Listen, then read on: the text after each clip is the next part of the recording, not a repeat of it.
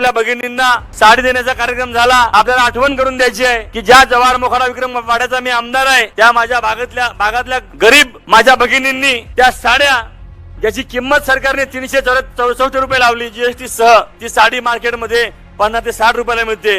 या नाकर त्या सरकार तोंडावर फेकून मारण्याचं काम त्या गोरगरीब त्या ठिकाणी महिलांनी केलं। म्हणजे किती गरीबाला फसवायचं। 4000ची खावटी बंद केली आणि 100 रुपये सीधा सुरू केला। 1 रुपया 1 किलो रवा, 1 किलो तूर डाळ, चणा डाळ।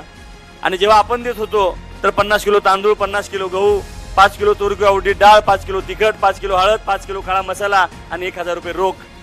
उद्धव साहेबांचं सरकार आपलं आलं, साहेबांनी ते सरकार निर्माण केलं महाविकास आघाडीचं।